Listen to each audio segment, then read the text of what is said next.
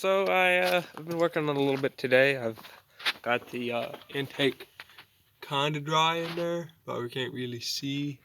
Anyway, it's drier than it was. There's still a little water in it that I can't get. I've heated it. I've took the piece of stovepipe, put that heat gun actually there. I was gonna use that one, then I changed my mind and just started using that one. That's why the plastic bits kind of gone. It got melted and fell off. But yeah, that actually fits perfectly right around that.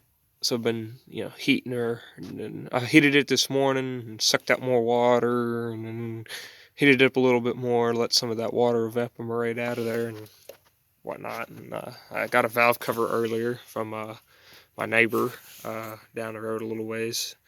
She has a bunch of trucks and whatnot, and that was off of a U-Haul. That was a 7.3 from '94.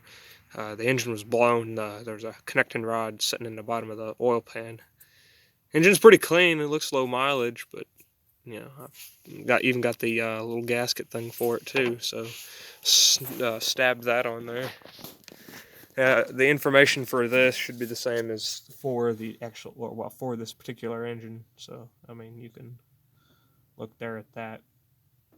But it's only 185 horsepower at 3 grand. Hooked the starter back up on it, hit the key, it rolled over a little bit. I took out a couple of the glow plugs, screwed with it, and then it cranked over a little more. That's why there's a rusty spot here.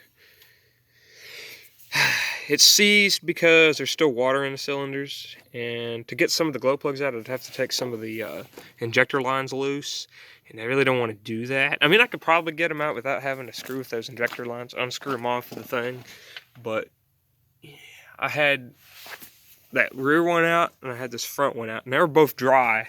I can cycle the glow plugs. It's a lot easier when you are not, or when I'm not recording. So what I do is I take these two wires and touch them together.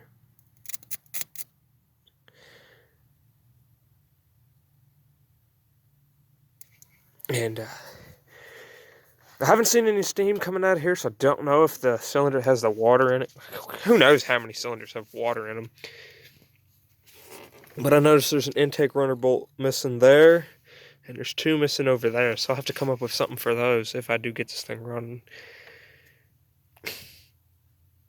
Who knows where that diesel leak's coming from on this injector pump. Injector pump is driven off the cam gear, I think. But I pulled this. I pulled it out. Oh, there's oil there. You might be able to see that. And then, like at the end, it's all watery. So there's definitely a lot of water in this engine. I'll have to drain the oil out of it tomorrow or today. Probably tomorrow. Well, I gotta go to the dentist tomorrow. But one of the injectors is already pulled off, and somebody's replaced all the return lines on it, but they're probably gonna have to be replaced again, especially these over here, because I moved this one back in here. I moved it, so that's probably gonna screw it up and all. And throttle cable, this little red bit here is broken side, so whenever you give it throttle, it'll hang up. But if you hold it, or if you hold it back and push it, it works. But got a new bottom rad hose.